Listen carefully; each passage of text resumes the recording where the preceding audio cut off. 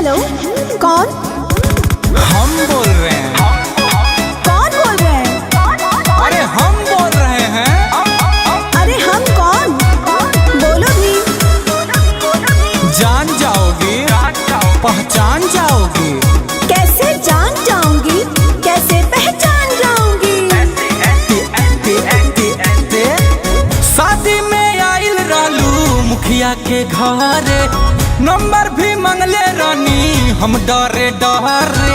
कुछ याद नहीं आ रहा है। अरे तुम नाचने में बिजी थी ना। शादी में आइल रहलू मुखिया के घरे, नंबर भी मंगले रानी हम डरे डरे। झूठा कहीं का।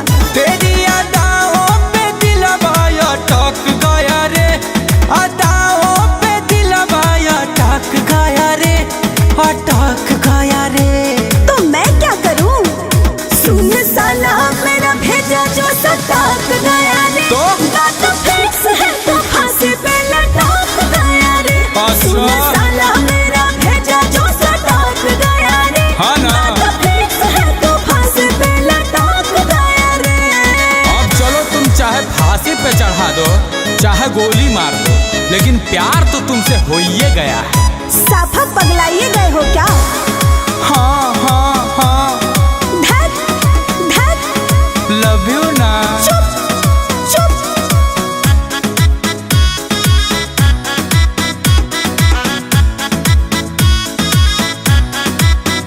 तेरी बिंदिया ने निंदिया उड़ाया सनम, सच कहता हूँ खाकर मैं तेरी कसम।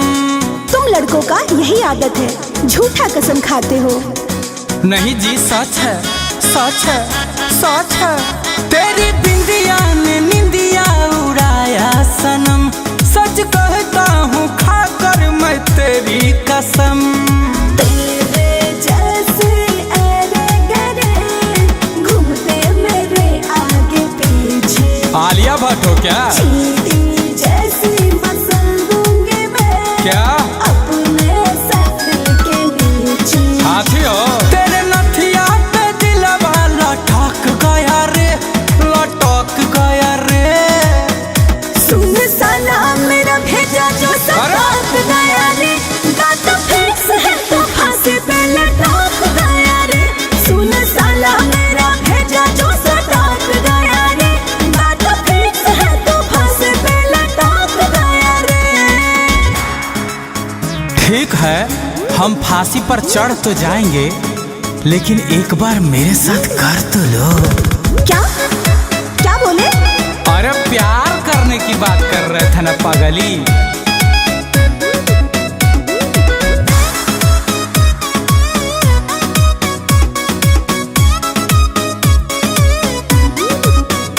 गुस्सा छोड़ो, मुझे अपना बना लो बॉयफ्रेंड। इतना प्यार मैं करूंगा कि बनाओगी हस्बैंड। हटो, रॉन्ग नंबर कहीं का। राइट है, राइट है, फ्यूचर हम दोनों का ब्राइट है। गुस्सा छोड़ो, मुझे अपना बना लो बॉयफ्रेंड। इतना प्यार मैं करूंगा कि बनाओगी हस्बैंड। तेरा क्या औकात है तू, बनता है मेरा दीवाना। प्याज का खेती करते हैं। तेरे जैसे लड़कों का आदत यही है, भोली भाली लड़की को फंसाना। गुंजन मोल का मनवा भटक गया रे, भटक गया रे। सुन साला मेरा भेजा जो सटक गया रे, क्या बोली बात फिक्स है तो फांसी पे लटक गया रे। सुन साला मेरा भेजा जो सटक गया रे, बात फिक्स है तो फांसी पे लटक गया रे। अच्छा ठीक बा, जब मन हुई तो कॉल लिया। Excuse me. अरे कॉल